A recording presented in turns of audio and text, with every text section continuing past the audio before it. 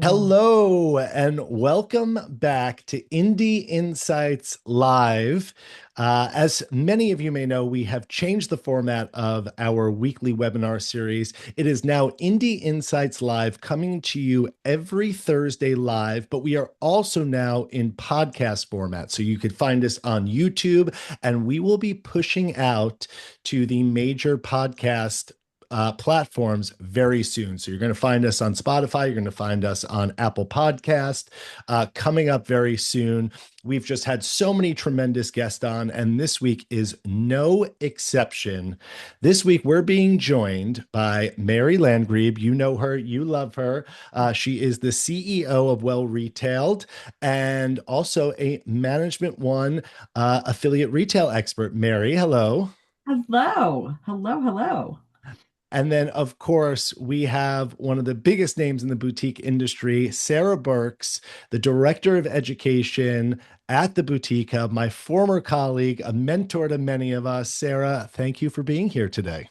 Oh, that was quite the introduction. Thanks for having me. I'm excited about this. It'll be fun.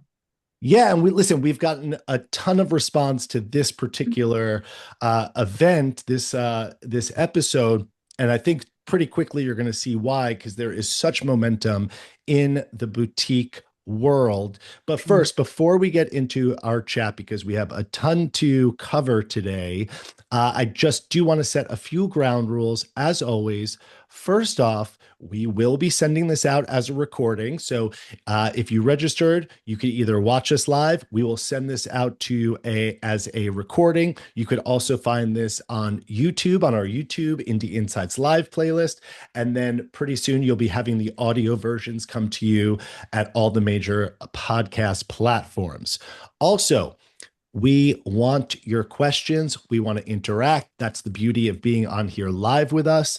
Please ask questions. There's a Q&A section. There's a chat. We will try to get to those as we are speaking, and we like to kind of just spitball it. So put in the chat. Hey, we see Jenna in there. Hi, Jenna.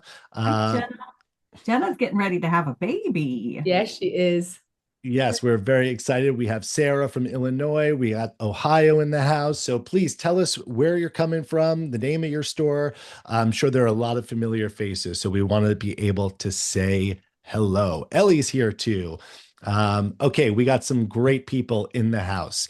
This is so Mar- fun. Mary, Sarah, Yes. the reason why we are here today.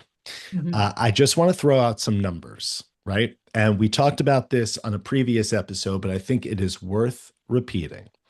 Let's look at June's retail numbers. We saw fast fashion, and this was probably the most surprising to me, up 11.4% in June. Wow.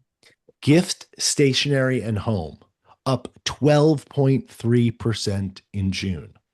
Kids and maternity up 16.7% in June.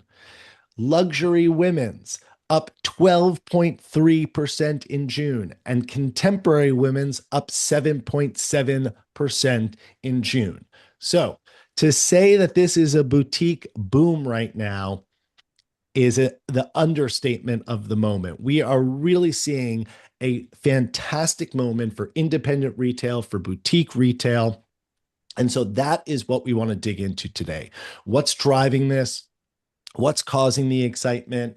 And what's really the product categories, the vendors that are really driving this, and how boutiques can capitalize on this moment. So, first, Mary, you're working with clients across the board. You're in it with them each and every week. Can I get a vibe check? What are you feeling right now? You're on the ground. What So what's I've seen more growth than I've ever seen in June and July. And it is really exciting, but I think that's driven by people really paying attention to what's going on in their business, understanding who their customer is, and also having a plan and buying to a plan. So taking advantage of getting some pre-orders in with vendors so they've got product coming when they need it. A lot of times what happens this time of year is we run out of fresh product and we're kind of stuck trying to sell the old stuff. And the ones that are really, really in there and buying their product and paying attention to their plans are seeing some pretty nice increases. Yeah, so let's dig into that for a second, because July is typically, one of the dead months in retail, but we're not seeing that right now, right? We're seeing steady numbers into July. So, I mean, Mary, what's that? Is it some new fall landings that are landing early? Is it that people are There are. selling? Yeah, game day. Game day is hitting a little bit earlier this year. So those folks that are capitalizing on that, whether it's a local game day, whether it's high school or college or whatever it is, those folks that are capitalizing on that are seeing some nice bumps. Um, Also, this time of year is a great time of year to capitalize on jewelry accessories. There's a lull sometimes in July that happens just from the season changeover. And I'm seeing a lot of jewelry and accessories carrying people through those lulls. Yeah, and so Sarah, right? We have July is such an interesting month because, obviously, we just had the 250th anniversary, the birthday of America. We had July 4th, it was a big hoopla, great clearance events and opportunities, which we still are kind of pushing through. I mean, I know you have a perspective on this, that blending of, you want to have your stuff moving out, but you also want some full price sales. Mhm. What does that look like to you? Man, I think Mary, you hit it on the head. I think our retailers that are really bringing in the cash and paying the bills that are moving product, they're getting into the game early with whatever it is they're launching. And, human behavior, we don't want to be the last to the party. And, back to school really got started weeks ago. Game day got started weeks ago. And, I don't want to say and give props to the Hobby Lobbies of the world, but they have kind of set the standard that get out and get it early. Target swimsuits hitting in December. People, the other thing I think is maybe you're going to have your customers coming in. Dana, you and I were talking about this earlier, and your customers may be a little, want on certain things, but at the end of the day, there's experiences happening and people are doubling down on experiences, but yet they also want to look the part when they go to the experiences. So if it is the game day, if it is the concerts, if it is the cruise, whatever that might be, not waiting. So I think, we had such a great spring and you think, okay, but did you really wait for spring to get here to celebrate spring? No, we were celebrating spring early. And then when you Right. do that early, people are going to pay full price for it. When you're late to the game, that's where people are coming in and like, well, my window's short now for swimsuits, or my window's short for whatever it might be. So then they're going discounts. But my gosh, the amount of 4th of July and 250th that I saw early in the year, like early, that was so exciting because it turns into a year-round celebration. Really, there's people still having the parties, right? And we're weeks past, but it doesn't mean. I mean, it's an anniversary we're celebrating the year, and retailers have capitalized on that for months prior, and they still are. Right. And so, by the way, that's a great generalized, America merchandise right now Yeah. is a hot ticket. And I wanted to, there was some actionable stuff there. So I really want to zoom in because I hope with, these weekly episodes that we can walk away with some really actionable items here. And so there were two things that really stuck out to me there. One is, right, the game days and the opportunities there as we're going into fall. And getting ahead of full price opportunities in July is so important. Like where you can get it, get it. And if it's something that you can eventize like game day, that is such a powerful tool to drive full price sales. And then Mary, I love that with, during transitional moments, kind of jewelry and accessories driving that. I mean, could we dig into that a little bit more? Yeah, because I think it's so important. Jewelry and accessories are one of those that end up kind of sitting in the corner and getting dusty. If we're honest with ourselves, I mean, it's like jewelry's little stuff, but what I'm seeing is people creating events around it, making a resurgence of creating charm necklaces or having events around hobbies. So if it's a book club or if it's a mahjong, boy, we're seeing mahjong everywhere. We're really seeing those capitalize on that and having the fresh goods. I'm pointing at my necklace because my necklace is fresh goods. I just bought it last week. So eh, having the fresh goods in the store so there's something new and exciting for people and not trying to sell the same stuff over and over and over again.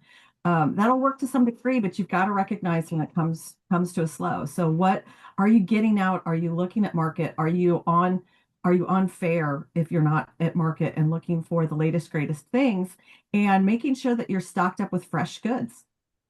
That's really Yeah. what's winning it.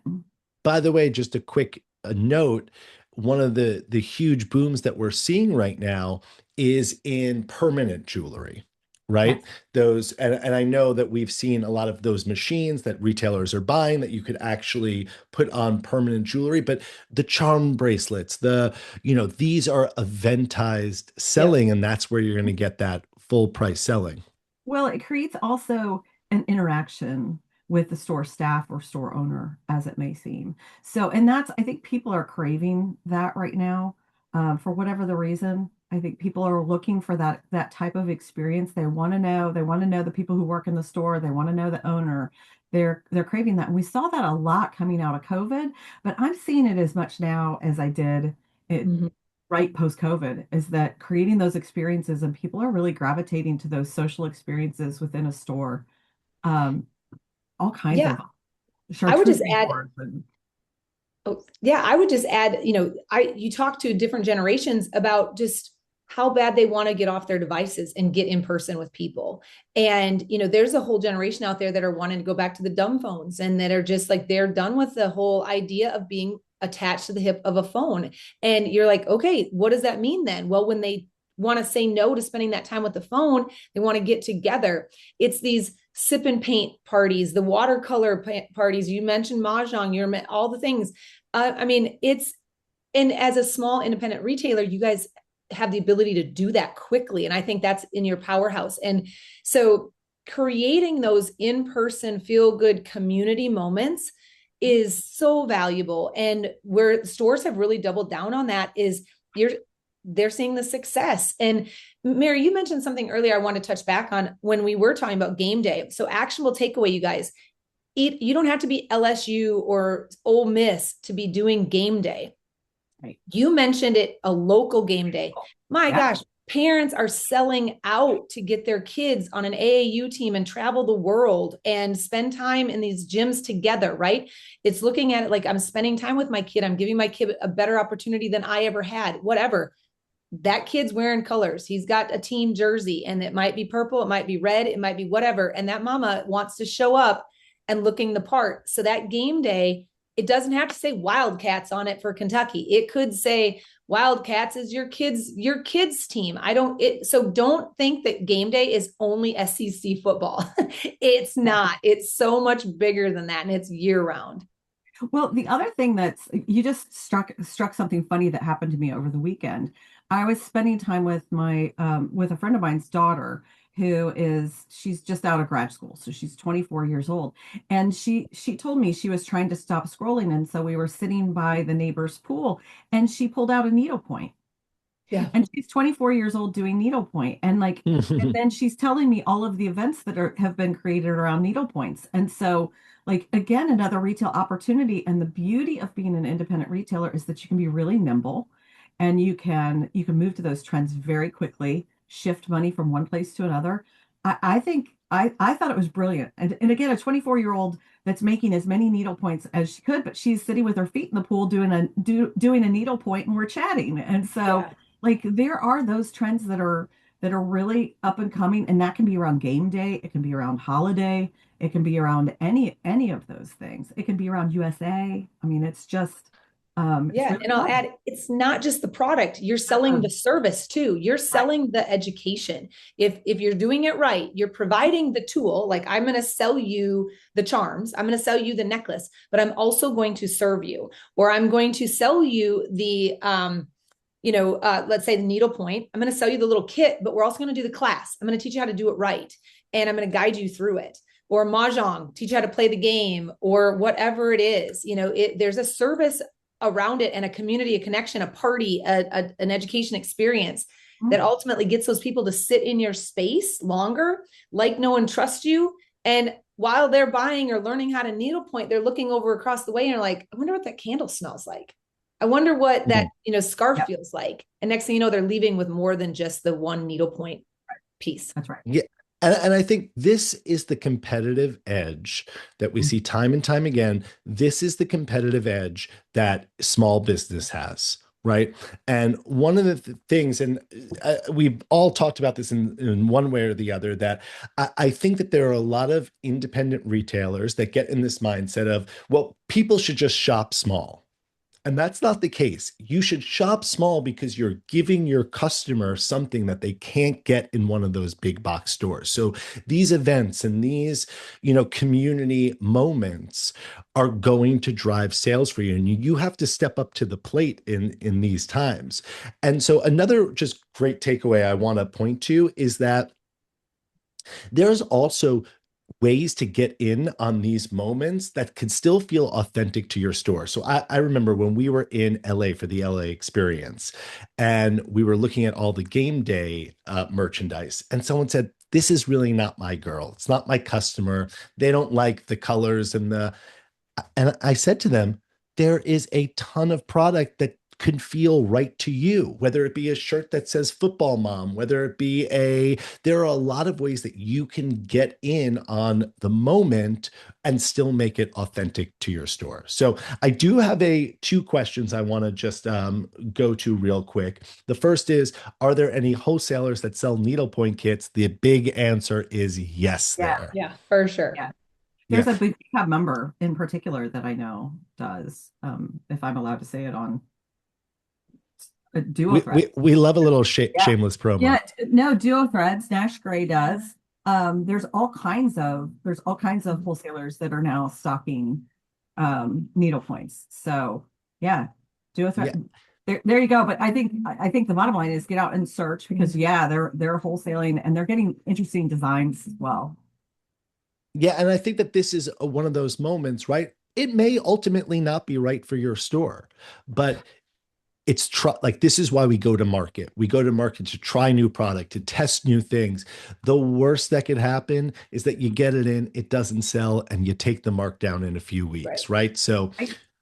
okay, we have another question from Gina. And I'm sure one of you could take this. I'm happy to jump in as well.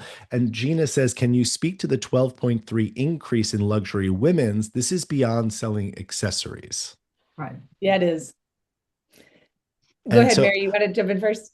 No, go ahead. Go ahead. Okay. I just want to say, as I sort, and I was at Flair earlier this week in Chicago and talking to a number of the brands, talking to a number of the buyers, talking just people in general, and up leveling. There is an interest in up leveling quality, up leveling your vibe. And I also will say, I think as people change in different seasons of their life and they appreciate things a little bit differently, they may move out. That's, I think, a big piece of why we're seeing that increase in the Lux market. I really do. I think, spending, it's interesting. You are going to talk and sit around a conversation with some people that are going to talk about the economy and talk about, oh, humdrum, all of these things. And yet I travel a lot and the airports are crowded and nobody is carrying a black duffel bag that they had in college when they're traveling either. They are rolling in on some of the most beautiful luggage bags I've ever seen. And it's just, I'm taking note of these things and life is not stopping. And I think there is a group of people that are done with throwaway products and they're like, I want more out of my investments. I want to feel better in what I'm wearing. I want to feel better in how I look, all the different things. So to me, I think it's a changing of the tide there, and general awareness too. I think has really improved. Holy smokes, the like the amount of documentaries and all the different things. That's something I hear from people when I talk to them is like, did you see this documentary? Or sustainability is my new deal, or I'm not buying it unless I know I can wear this at least 15 times. And so I think that plays a big part of it.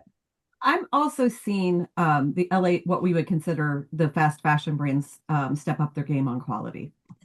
Big For time. sure. Mm-hmm. Big They time. So have to. I would not shy away from what we consider, what we call LA brands or what we call fast fashion brands. They are stepping up their game on quality, and it's getting easier and easier to get good quality products. Mhm. Yeah, and I think, and this is really important, Sarah. I think that you were, touching on this in a really big way, which is, the reason you're seeing the luxury women's fashion market booming right now is because I think we sometimes get into these mentalities, right? We see gas prices going up and we think everyone's having a hard time. And in retail, you never want to spend other people's money. So we want to actually follow the data, right? And sales are going up because customers absorb inflation. We've seen it after 9/11. We saw it in the recession. We saw it in after COVID. When prices go up, the customer adjusts and absorbs. So when you're in these moments, there are people at the luxury level that are still spending tons of money. And if you have the product there and if you have freshness, they're spending. And it's the same thing in fast fashion. I think that's why you're seeing it. People still want to get in on the trends. I mean, we are in such a trend driven moment with TikTok and every social media viral moment that happens. People want to get in on it. They're not sitting home and saying, hey, this is not for me right now. They are going in and they are shopping and they're coming in. So there is business to be had. And I hope that that's one of the big takeaways from this discussion, right? Is that we don't want to get into our own, kind of economic analysis. We want to know what's happening with on Main Street and what's actually, the vibe out there, and the vibe is strong. Well, I think the other thing to keep in mind is like who is your customer and are you attracting to the right customer? Because I've gone into stores and they've said, "Oh, my customer is between 18 and 24." But boy, am I struggling. Well, how many 18 to 24-year-olds do you know that have like extra money? So it's like, are you focused on the right customer? And when you can focus on that Yeah. more mature customer, which I think is what we're seeing right now. I think we're seeing a maturity level even in the young people that um that's what they're focused on. They want the quality, they want the brand, and the boutiques that are doing such a good job of blending those things together are the ones who are really growing hand over fist. Yeah. And again, that up leveling, that's a great other action item from this. Do not be afraid of price increases right now because No. Yeah, don't be afraid of it. Do it. Like make sure your margins are if you've always gotten, a percentage, make sure you're not dropping that percentage because you think times are hard because you can't. No. You can't sustain your business that way. I if I could add one other thing. So at with the price increase and with you offering quality, my one ask of you is to go back, always think like the customer. We talked about this earlier today. Always be thinking like through the lens of the customer. What does that customer need from you? Yes, they need the good quality product. They need the assortment. They need the inspiration, all the things, but also they need the knowledge. They don't have the knowledge about the fit, the feel, the function, the usability, the sustainability. They don't always know why that product is worth what you're asking for it, right? They might look at it and think that's cute, but it's up to us. And I would really encourage you all to make sure you have educated your staff on Mhm. how to properly promote and educate your customers on a product. If you're going to have it, there needs to be a purpose behind why you have it and help that customer see how it fits into their life. You can't just assume a sales staff, especially our part-timers, get it. They weren't at market. They didn't hear the product, sales pitch or the reviews. They didn't see it merchandise. They didn't see the whole collection together. They literally pulled one piece out of a box and are being told to sell it. And that's unfair. And it's unfair to the salesperson. It's also unfair, very unfair to the customer because they don't get the full vibe of it. So I think the stores that are doing really well are also taking it to the next level with product education and product knowledge. Thus, I mentioned like with the needlepoint and having the class around it or mahjong or whatever that might look like. But, having some staff training around your products, why do you have them? Why would a customer want them? Who is it best suited for? Where would they wear it? What are they going to be doing with it? How does it launder? All of those different things. If you want to up your prices, up your value, up your game. And I'm gonna come in here with my favorite quote in retail. And I think it speaks beautifully to what you're talking about, Sarah, which to me is old school retail. right? Like Mhm. sales training, right? These are the things that we let fall by the wayside, but this is what makes a good retailer great. And the Yes. quote that I love is, good sales hide a multitude of sins. You've heard me say it time and time again. And just because your sales are up does not mean you could skimp on all of these really important drivers of your business, like sales training, like hiring great people, like having your operations down pat, like putting your purchase orders in, like making sure your POS data is clean and up to date. Because when we have some good sales numbers, it's very easy to like let those things fall by the wayside. Okay. Amen. Amen. Exactly. We love that. Okay. So I just want to make one other point before we move on to our next topic, that we talked a lot about full price selling in July, but make no mistake, if you have old merchandise, you could walk and chew gum at the same time, right? So as we're driving some new fall arrivals and some full price selling and maybe some events, it is also okay to be clearancing out and marking down and moving through old merchandise. We can walk and chew gum at the same time. Love that. Oh, We can, and we For need oh, sure. to. And we should. And we should. And we will. and we will. And we will. Okay, Mary, Sarah, I know your schedules are very busy right now. This is one of the most fun times of the year when it comes to being a buyer and being in the industry. What's on the agenda for the next few weeks? Take us into what's going on these next few weeks. Let's just start with Boutique Hub Summit. Like, it's the most exciting event of the boutique world year. It And is. it's in August. And I'll just since I'm not with Boutique Hub, let me go ahead and give the spiel, and then Sarah can back me up on this. But it is truly one of the best events that I've ever been to. And this year is going to be so extraordinary. It's been moved to August, so it fits some different time frames. It's also moved out of the expo center into a more intimate setting where I'll have to wear headphones, as I understand it. And so it's going to be in a really cool place. There's lots of really great service providers that are coming and sponsoring events like the opening party, for instance. But there's just really great speakers and really great education that goes on. And if you can at all squeeze it into your schedule, I think it is something that can really refresh a retailer in a whole different way. So Yeah. there's my spiel on Summit. I just love it. I'm so excited for it. Well, Oh, and then Sarah, bigger picture, like yeah. why right now? And because we'll be at all the markets. You were just in Flair in Chicago. I'll see you in Vegas. I can't wait. We have Boutique Summit coming up, which is co-located with, I'm going to get the name wrong, the Western, what, give What's me, up? West. Yep. So why are staying tapped into the market, being at events, why is that so important right now? Oh man. Well, I bet you guys could attest that it growing your business, it's hard to do it inside your business. Sometimes we get so locked down in the day to day. And so when we see real growth happening, it's when people get outside their business, they step away for a second and get a bird's eye view of what's going on.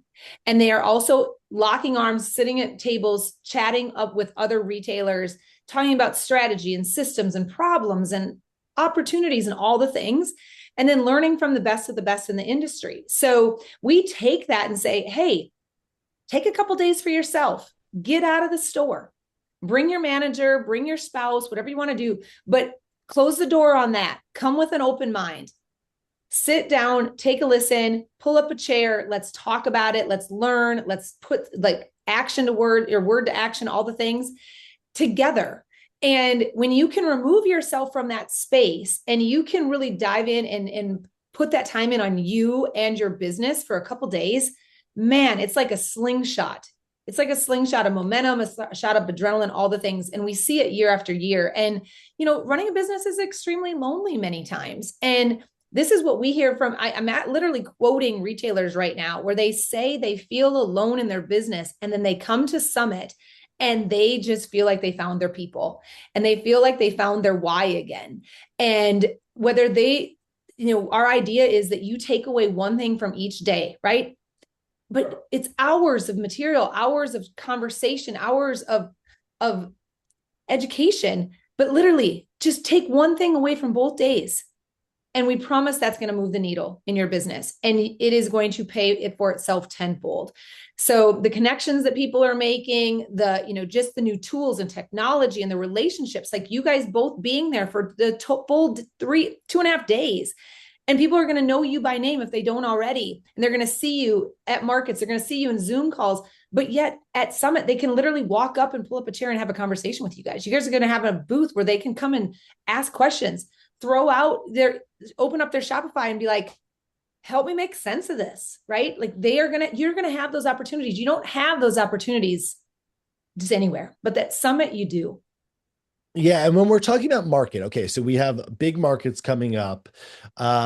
What is the pulse right now? And Mary, Sara, I'll let you, either of you take this. Mary, I have a feeling you'll have some deep insights into this.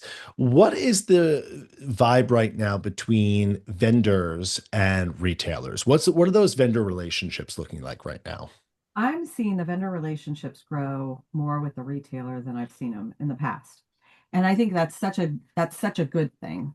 I think it's so important that we understand each other's businesses, because we all are in this. Nobody goes in business to not try to make money. And so I think those are absolutely critical relationships, but I'm seeing them grow, and I'm seeing I really do think it's the importance. One of the many important reasons to go to market is to get those relationships, to put a face with your company name, so that you can call up and you can say, hey, Bob, I was expecting to receive those blouses last week. When are they coming?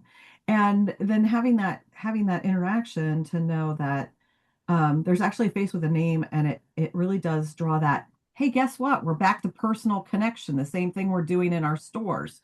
So it's all part of the same circle. But I think going to market is just, and that's why I go all the time, so that I can connect with people, I can connect with vendors, I can be face to face with Boutique Hub and all of the people surrounding, and it creates those relationships, which I think is the best part of business.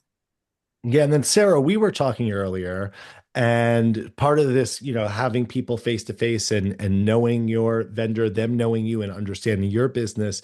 You were telling me a story, and it's funny because every time I think that, oh yeah, we've said this before, we've gone over this. There was an example that we were talking about earlier today with someone getting faulty product.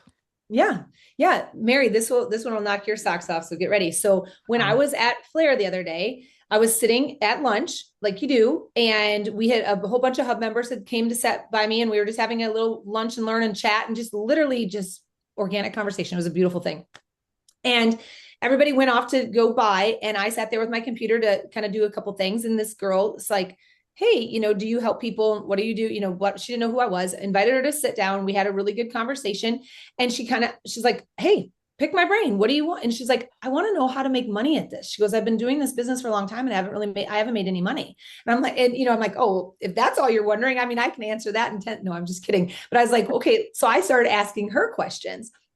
Anyway, peel this onion back quite a ways. And there was multiple of things, but here's the one thing that she said. I asked her, we were talking about inventory that she has that she can't sell, unsold inventory, all this stuff. And come to find out, she was sitting on a ton of product that she had received that wasn't what she ordered, or was damaged, or came past ship date, or whatever it was. And I said, oh, sis, you have the ability to return those to vendor, or call to get a credit, or whatever it is. And she looked at me, and she was as serious as a heart attack. She goes, no, I think I just keep them. I give them to my niece or my sister or whatever. I wear them. I was told that they were mine, basically was her conversation. And I'm like, who told you this? And let's go find them right now, because this was tens of thousands of dollars over the course of the 6 years of her business that she was just eating. And it was like, she sat there and had this moment, and she goes, this one conversation is changing my business. And that's what going to market and sitting down at tables is really like. People may be listening right now and thinking, oh my gosh, how crazy. I would never do that. But there's probably something similar in your business that's costing you tens of thousands of dollars and you don't even know it. Setting up a UPS account could be one of those things. Just efficiencies, getting in and fully, Dane, went through an entire session on this, fully understanding your turn rate, fully understanding your on order values, understanding your positioning in the market or not could be costing you tens of thousands of dollars. So it is these little conversations that can turn into life-changing moments that I think are so valuable. And that's why we host the summits. That's why we have the showrooms at all the major markets. That's why we do the education at Magic events. And that's why we bring in our partners like you guys to sit right alongside of us and go to war for small businesses. Yeah, and I want to make a distinction here, right? Because there is, of course, right, building up your vendor relationships, having those partners that you work with for years, and the business grows. And while your business is growing, their business is growing, and vice versa. But then there's also something that I see on the flip side, right? And I actually think there's a lot of kindness to this if you do it the right way, which is sometimes you have to know when to exit a vendor relationship. And I find that this happens a lot. And I think there's two answers here. And then let's dig in a little bit. And the first is really understanding your numbers and understanding your business, right? And really knowing what's driving sales, what's driving ROI for you.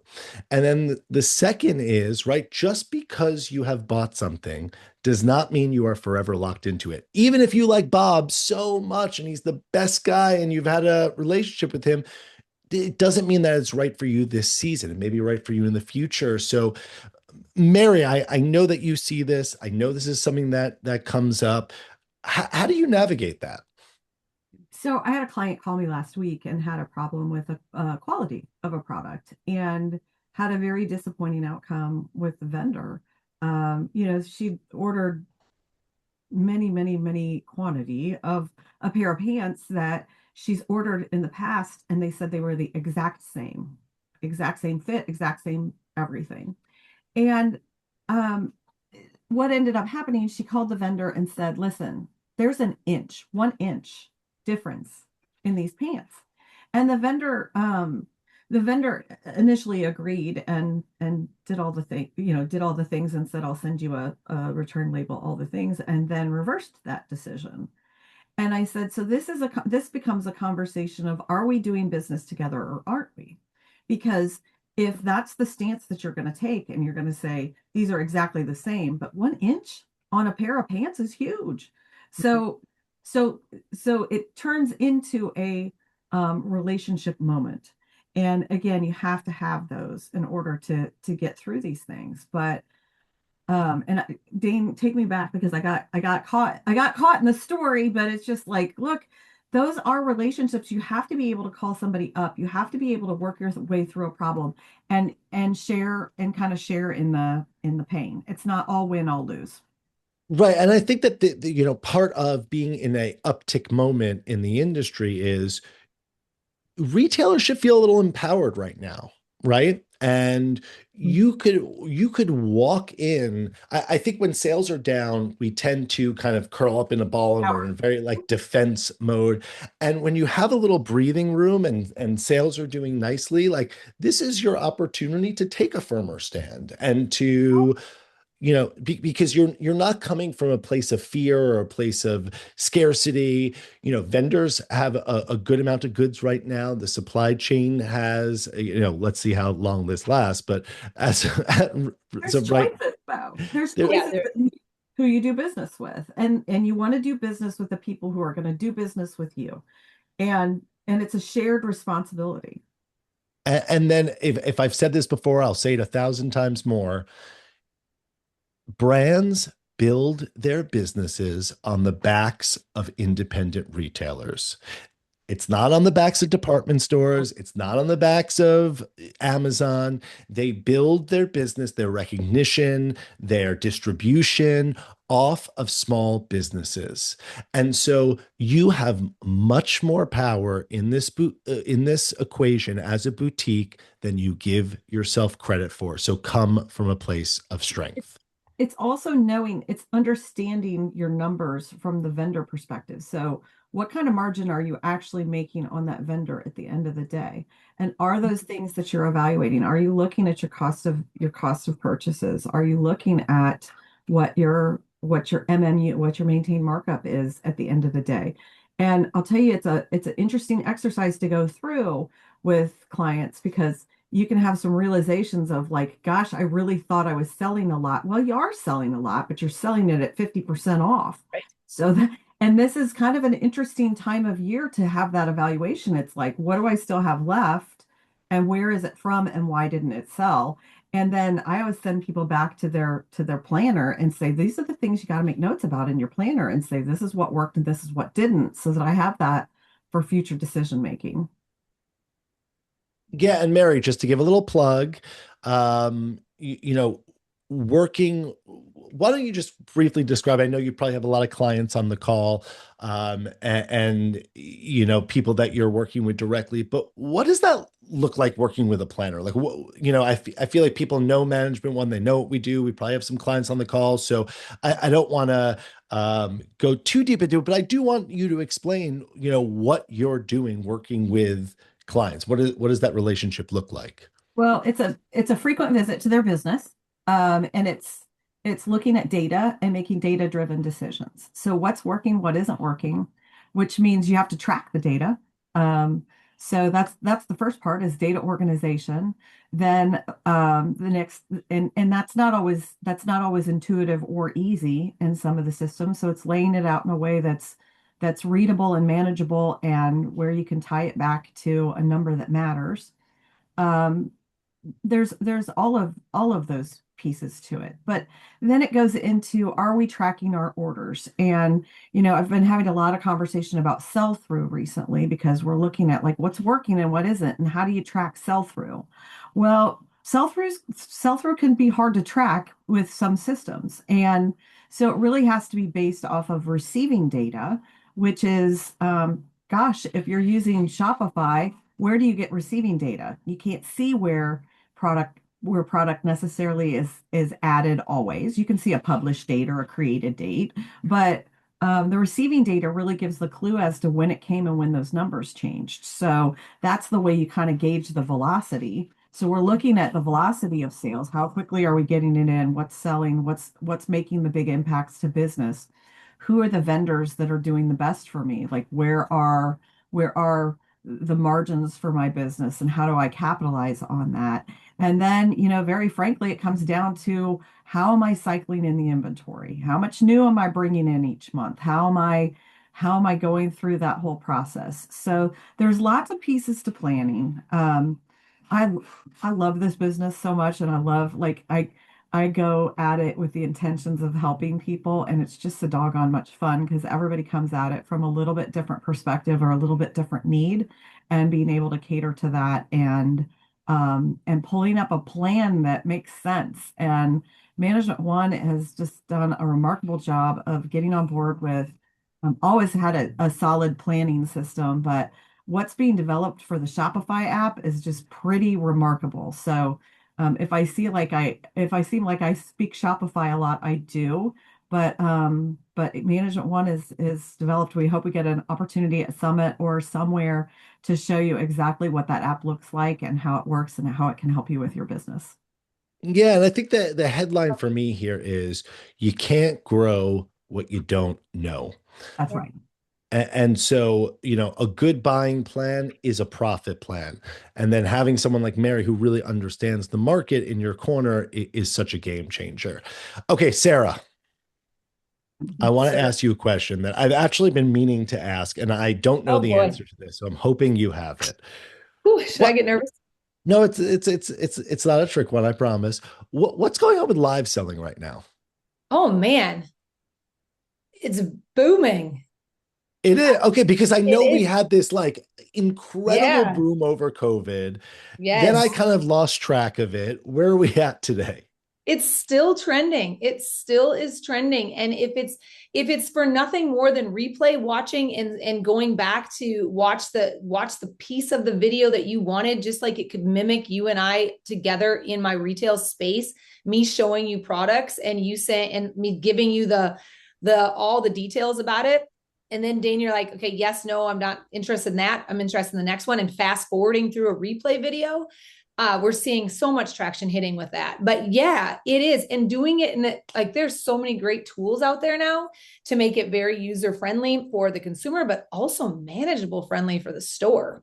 So that's like going live on multiple platforms at one time and all your inventory pulling. Holy smokes, that sounds like a dream, but that's happening.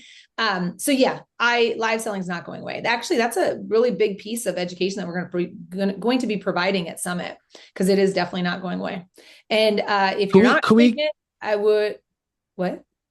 I was going to say, could we get in the chat if you are, let's get a yes if you're live selling and a no if you're not engaging in live selling. I want to know where everyone's at on this right now. Yeah. And again, when I say live selling, I don't necessarily mean the old, all right, this is t-shirt numbers 12 and I've got it in pink and blah, blah, blah. And it's not necessarily that. It can be, but it's more about the basic conversations, the connections that you and I would be having if we were face to face in my store anyway. It's just I'm on one side of the phone and you're on the other. And we're dialing back and forth. And yes, you're able to place the sale straight away, right from a video or right from a replay, and capture that without having to get out of bed or park your car or whatever it might be. So there's a lot of different versions of it, but it is so good for content. Also, so good for content to be recycling. You guys are working so hard to get content out there. Think how many times you show that dress in your brick and mortar store from 9 to 6 or whatever you're open, right? People come in, you're going to give that same blazer description and how I'm going to wear it and where I'm wearing it to and what pants it goes with and blah, blah, blah, blah on repeat. And then that person leaves, the next person comes, you have to do it all over again, right? Well, this is an opportunity where you're capturing that. And then you're taking and splicing up those video piece by piece, and you're utilizing that back for ads or in your marketing, your reels and all the things. So there's more to it than just the live one-off sale.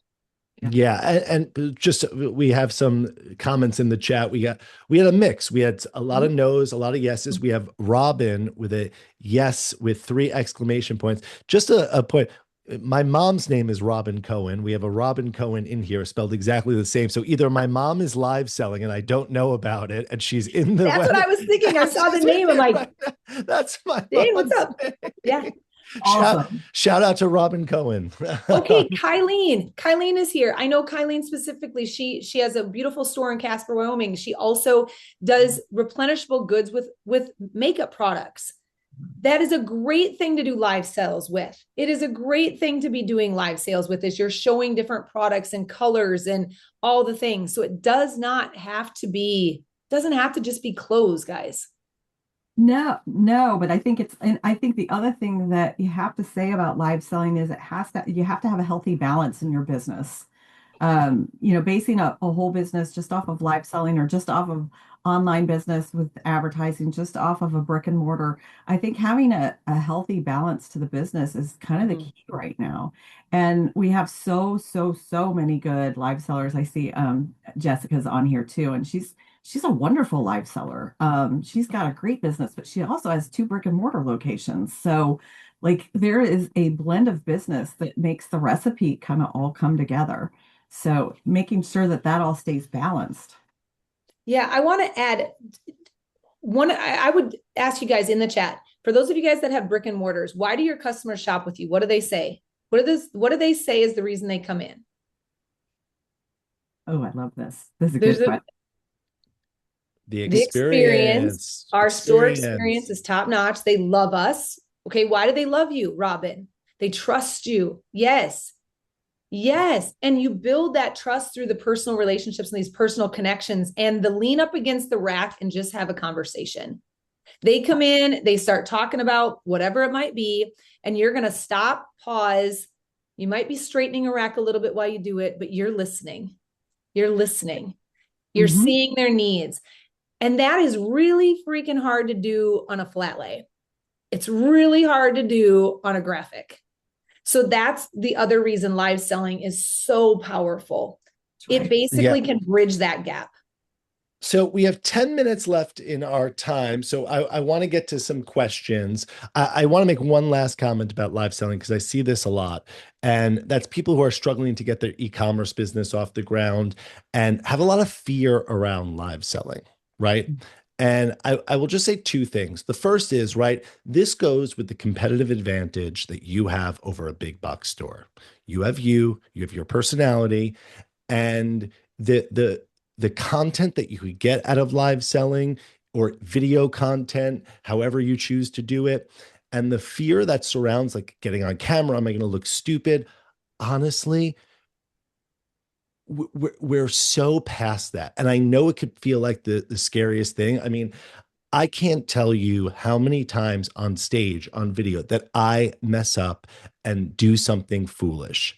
I say something weird. I do Mhm. something weird. I've literally been on stage and like I've drank from the water bottle and the water bottle drips down and I'm on stage in front of 150 people and you just have to laugh. You just have to laugh it off because like we're seeing so much content. It actually makes it quirky and real and like Yeah. and so what you say something weird? So what you have a hair out of place? Like onwards and upwards. Okay, Robin Cohen's Right. got a lot to say here, and she's right on point. They want to see our humanity, which is exactly right. If they're not connecting with you in store and having that relationship, they're connecting with you through a live sell, or they're looking at a fit video to see what's going to fit them in compare. So you're doing that. We're doing all the same things, reaching just differently. Yeah, and Nico put in the chat, weirdness can't be duplicated by AI. Well, then I am safe, ladies and gentlemen. I know. I Me am too. safe. Me too. I will inevitably have something in my teeth, Amen. like, yeah, all the good things. All right, so we want to open up for questions, and I think we could open up some hot mics. If anyone has a question, we're happy to take a hot mic right now, get you talking to us. So let's. Oh, we have some Q and A's right now in the Q and A section. Let me open this up. Um, Okay, Dawn asked, oh, so we're going back. Is that increase that we're seeing from May or June? We're seeing that year over year. So that we're talking year over year increases. Gina, yes, driving this. Okay, Gina, we answered that about the luxury. And oh, and she wanted to say a thank you for the education you offer, Sarah. Oh, Gina. Gina, Gina who? Awesome. Gina What's her name? Jackson. Gina Oh my Jackson. goodness. Hey, yes. Good to hear from you. Okay, so well, as we wrap up, again, I want to give everyone the opportunity. Please put any last minute questions in the chat, or if you want to come on and ask your question on the mic, we will open that up. Just let us know in the chat. So, Mary, Sarah, let's just talk a little bit general. We're going into all these markets. What are you excited about? What's kind of scratching your itch these days? Oh man. Like trend wise, are you thinking? The world is your oyster. The world's my most. Well, I feel it has not been that long. I mean, I was at market literally 3 days ago, but I miss it. I miss being with everybody. But let's see, when I seeing trends, I mean, I'm a Western girl, right? And the amount of Western crossover that I'm Mhm. seeing is really fun for me. And actually, that's a huge theme of Summit this year is kind of blending mainstream fashion and the Western fashion together because we were right before the Western market. But I like it. I was that girl in high school that I was a rodeo girl, but I was from a small little farm town in Wisconsin that the idea of rodeo and cowboy boots and all that stuff was just foreign. And I remember wearing my Rocky Mountain jeans and my belt buckle and all that stuff to school one day in my cowboy boots and people looking at me like, what are you doing? And now I see people wearing cowboy boots and I see people wearing the skirts and the belts and all this stuff. And granted, lots happened since then, but I don't know. I like the crossover. I like what it's doing for the industry as a whole, as the Western industry specifically. So I'm all for seeing it in mainstream fashion. So that I'm excited about. Mary. I, love seeing the resurgence of brick and mortar. I Yeah. really like. It just warms my heart. My grandparents owned a brick and mortar store at the corner of Main and Main in a little town in Indiana. And I love the idea of, I just went to, this past weekend, I just went to a new boutique in town. And it was like one of those things I had to drop off a package and it was 100 degrees out. And I walked in there all sweaty and just said hi. And this absolutely darling store owner greeted me back, and she's working in her store 7 days a week because she wants to get to know her customer and she wants to bring the best experience, and she's got all of these events and things going on, and the number of times that you walk into a store and that's what you get to is so exciting to me, and it brings that community, that corner of Main and Main. There's not many, like, I don't have a Main and Main here, but I do now, and it's so exciting to see, and it's so exciting to see the connections that are being made in those brick and mortar experiences again, and the boost in sales and profitability that it's bringing too. It's amazing. And what Yeah. that can mean to a community. Yep. Oh, I know. Like you drive through some of these communities and you're like, oh, I bet this was booming back in whatever. And to see those storefronts opening up, and yeah, that's cool. I can get behind that for sure. And then I think we're going to bring Robin on to say a quick hello. Robin may have had a The Robin question. Cohen, your mom? Robin, Robin, are you there? I'm here. Can you hear me? Yes. But by the way, shout out to my mom, Robin Cohen. It is her birthday on Sunday. We had a lovely dinner. I took her out to dinner last night for her birthday. So She must be wonderful. yeah. She has a great name. Exactly. Robin, Yeah. this is your first time on one of our Indie Insights Live. It is. And I'm really glad I joined. I have a store full of people. I'm in my office with my earphones on, ignoring all the customers, letting my staff do it. But I'm really glad I did. Good. And where's your shop? We're right outside of Philadelphia, Pennsylvania, Newtown Square. Love it. We love our East Coast retailers. We get a lot of retailers from across America, but I have a special place in my heart from the East Coast retailers. Well, thank you, Mr. Cohen. Thank you, Mrs. Cohen. All right. Well, as we wrap up here, okay. So, Mary, will you be in Vegas? I will be in Vegas with bells on, actually with boots on. Can I just say something? Oh, yes, please, Robin. About live selling. I hate being on camera. I started during COVID keeping in touch with my customers by sending them videos of what we had in the store because I was working with my vendors. It then led to a huge upswing in my e-commerce business. We then hired a marketing company. We were like, wait, we're onto something. 5 years later, I have people traveling 2, 3, 4 hours because they want to meet us because we have become like social media rock stars. Husbands are like, walk in and go, hi guys, because that's my tagline. The power is unbelievable. Just do it. Don't think, just do it. Well, and Robin, I want to ask you a question. When you started your retail business, did you think, like, was that in your head? I'm going to be a social media person. I'm going to be a live seller. Was that like the intention?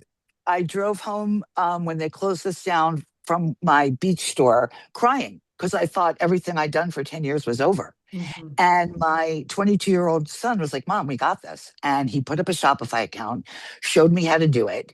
And I would have never done an e-commerce site because I was waiting to do it right, to have enough money, to do the right look.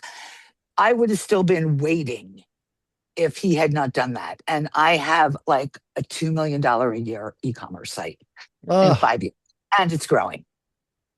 Well, listen, folks, if Robin Cohen can do it with that amount of gusto, so can you. Robin, this was great. I'm so happy you were able to jump on.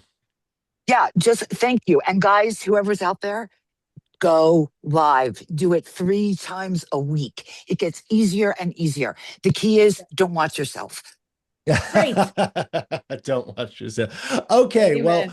well, Mary, I will see you in Vegas. We'll be presenting up on the education stage hosted by the Boutique Hub. Sara, I will see you in Vegas. And then we will be in Dallas for the Boutique Summit, which I am you know how excited I am. And hopefully we'll be seeing a lot of faces from here, from the webinar, from Retail Bootcamp, and friends old and new. So guys, thank you so much. It was Thanks. really a pleasure having you guys on today.